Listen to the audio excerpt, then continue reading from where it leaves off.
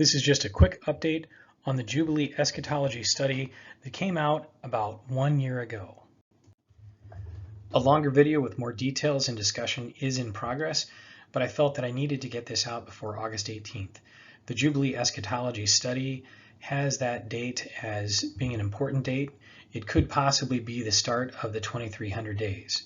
So some of the things I want to talk about in this quick update are the possible fulfillment of Daniel 9:27 in October of last year. Also very quickly touch on another possible confirmation of the Jubilee year count from a historical Jubilee. Discuss some of the connections to climate science studies and the judgments in the book of Revelation. Discuss the climate clock and its connection to end times, and then go into a little bit more detail on the start of the 2300 days, which will occur on the 1st of Elul or August 18th, or possibly occur on that day, and what some possibilities are that could mark the start of that time period.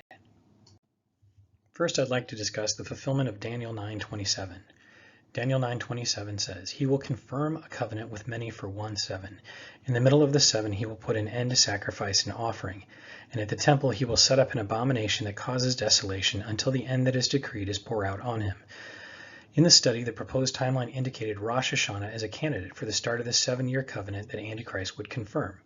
Many believe the covenant would be a peace treaty that the Antichrist barters for Israel. This assumption caused me to miss fulfillment of Daniel 9:27 at first.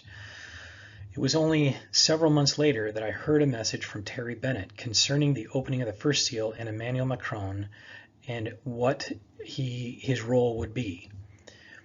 Now, Isaiah 28:18 does mention that Israel will make a covenant with death, but does not specify how long that covenant will last. Daniel 9:27 does not specify that the covenant is between Antichrist and Israel. It only specifies that it will remain in place for 7 years or 1 7. The covenant from Daniel 9:27 does not have to be a peace treaty with Israel. I think many people who study eschatology conflate the covenant from Isaiah 28 with the covenant from Daniel 9:27, but that doesn't have to be the case. In the Jubilee Eschatology study, it pointed to Yom Kippur 2029 as the 120th Jubilee. This would be the final Jubilee where the kingdoms of men would end and the millennial reign of Christ would begin. This is what Nebuchadnezzar's dream showed. The covenant in Daniel 9:27 is between Antichrist and others. It is a covenant that will be brought to an end when Christ returns. Yom Kippur is a day of judgment and the declaration of Jubilee. It appears that Antichrist's 7-year covenant comes to an end at that time. A 7-year covenant that ends on Yom Kippur in 2029 would begin on the day after Yom Kippur in 2022. Inclusive counting indicates that it could not begin on Yom Kippur in 2022. If it did, then the covenant would be 7 years and 1 day on Yom Kippur in 2029. This would mean that the covenant would be in its 8th year. The date that a 7-year covenant would need to start is October 6, 2022. Did anything happen on that day? Yes, Emmanuel Macron formed the European political community. One of the stated goals is peace and security. 2 issues dominated the leaders' discussions at that first meeting: peace and security, especially Russia's war in Ukraine, and the energy crisis. The peace and security issue reminded me of 1 Thessalonians 5, verse 3.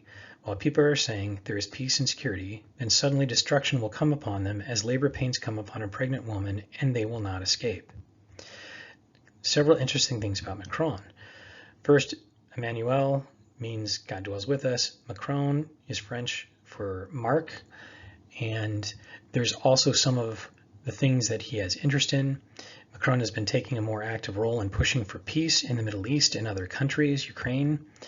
So he's becoming more of a broker for peace, negotiating peace.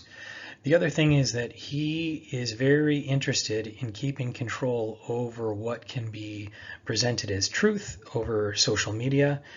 He wants to keep control over speech platforms such as Twitter. He has had 3 meetings with Elon Musk since December 2022. He has pushed Musk to keep European censorship in place. I want to go back and I want to emphasize that I had originally missed the significance of the formation of the European political community. I was looking for a 7-year peace treaty with Israel and missed it.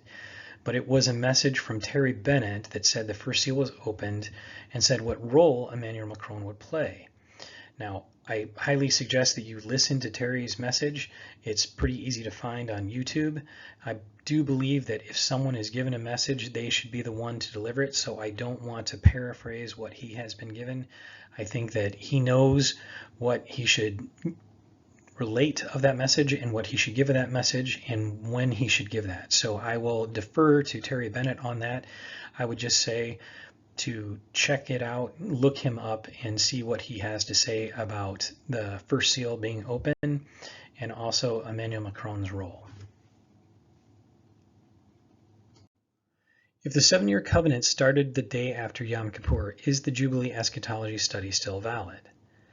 Yom Kippur 2029 still appears to be the 120th Jubilee. And that was really the focus of the study. The start of the 1,260-day count for the two witnesses is unknown at this time. Originally, it started immediately after Rosh Hashanah in the study. The reason for that placement is that the addition of the two witnesses, the 1,260-day count, to the wilderness 1,260-day count would end exactly on Yom Kippur in 2029. The beginning of the day count for the two witnesses, though, didn't have a date from Scripture to anchor it. It was more that those 2 day counts, when they were fit together, would take you all the way from Rosh Hashanah in 2022 to Yom Kippur in 2029. And so that is the reason why I placed it there. And I feel now like unless there is a specific date in Scripture that you can form a comparison or you can form an analogy or like a shadow of things to come, that I don't feel comfortable necessarily placing the position of those day counts in any particular place. So for the two witnesses, 1,260 day count, I don't know. I have no idea where that is. We'll just have to be patient and wait and see. I will say the 7 weeks of Daniel 9:25 still point to the 2029 time period. And then also in looking back over the 50-year cycle of Jubilees, one thing that had occurred to me is that 79 AD was the first Jubilee after Rome destroyed Jerusalem. And it was the eruption in 79 AD that destroyed Pompeii. That was in the fall at the start of a Jubilee year. One of the things that is connected to a Jubilee year is wrath, and that is something that at the time, when you look at the graffiti in Pompeii, there's graffiti that was written that said Sodom and Gomorrah. There was also graffiti that was written that was almost a talisman on the doorway of a bakery that was hopefully preventing wrath from coming, or wrath or destruction from coming. So there was a concept there that Rome may have to face God's wrath for what they had done to Jerusalem. The longer presentation includes a detailed survey of the environmental catastrophes in the book of Revelation. A survey of articles regarding climate science studies show that there may be a narrative being created. The basic idea is that the enemy needs to establish a narrative to explain those judgments before they happen. There may be a scientific reason given for why the events in Revelation are happening. The judgments may be blamed on climate change caused by humans. This will prevent most from seeing what the judgments really are. Many will not repent because they do not believe that the judgments have been sent from God. They will believe that it is all caused by man-made climate change. This would also make people willing to turn over power to one global leader who claims to have the answer to the climate problems. King Charles III has already famously called for this very thing to take place. It will also allow the scapegoating of those who do not go along with the official narrative. Many will believe that the planet and humans will be utterly destroyed in a climate crisis if nothing is done. For this reason, they may feel it is reasonable to persecute or ostracize anyone who does not want to follow the narrative. We also saw something similar in Canada. The truckers who protested against the vaccine had their bank accounts frozen. Anyone who supported them had their bank accounts frozen as well. They were not allowed to buy or sell unless they went along with the narrative and abandoned their protest. The climate clock is another interesting thing that shows the connection between climate science and the book of Revelation.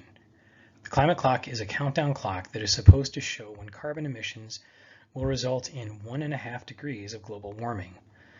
A reduction in carbon emissions would lengthen the countdown. An increase in carbon emissions would shorten the countdown. 1.5 degrees is the amount of warming that is projected to result in significant climate and environmental changes. The climate clock is being called the most important number in the world. There is a push to get these clocks installed in major cities across the world, as well as in classrooms. Large public clocks have already been installed in Berlin, New York, Seoul, Rome, and Glasgow. On June 28, 2023, King Charles III and Mayor Sadiq Khan activated the climate clock in the UK. The climate clock is projected at 150 screens all across the UK. To help understand the connection between the climate clock and the book of Revelation, I just want to quickly review over one thing from the Jubilee Study. This is a calendar showing July of 2029. And this is up there because this is actually shows when the end of the 7 weeks of Daniel 9, 24, and 25 end. So the 28th is the final day of those 7 weeks of Daniel 9, 24, 25. The last 2 days in that week are Shabbat Neshamu and Tu B'Av. But at the beginning of that final week there, you actually have Tisha B'Av. And that is a very interesting day. That is the day that the 10 spies came back and gave a bad report. That is the day in Jewish tradition where there will be 10 bad Tisha B'Avs and there will be 2 good Tisha B'Avs where God will actually fight for Israel. The bad things, on 2 Tisha B'Avs, temples were destroyed. So the other interesting thing about that day is that day, July 22nd, 2029, happens to also be the first fruits of new wine on the Essene calendar, which many see as that being a very significant date, possibly for fulfillment in the future. As stated earlier, no one knows the day or the hour.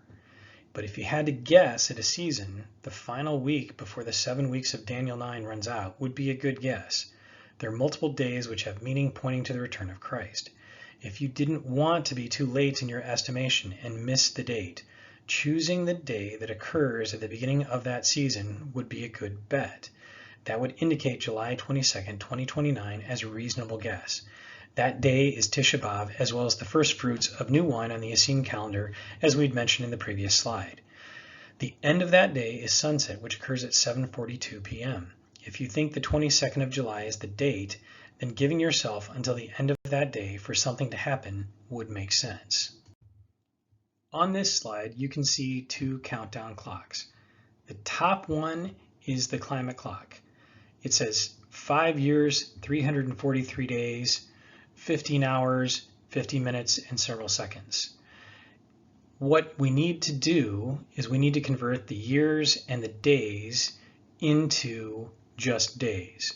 So 5 years times 365 days, plus adding 2 days for the leap years of 2024 and 2028, and then adding in the additional 343 days, the end result is 2,170 days. So for the top countdown, what you need to do is substitute the 5 years, 340 days for 2,170 days, and then everything lines up.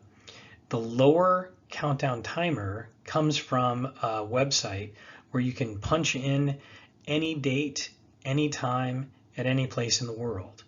And the date that I put in was the date we had mentioned in the previous slide, Sunday, July 22nd, 2029 at 7 p.m. But not just any place in the world. I actually selected for it to be in Jerusalem. So the interesting thing that you find when you compare these 2 countdown clocks is that the climate clock is actually counting down to the hour of sunset on Tisha B'Av 2029 in Jerusalem.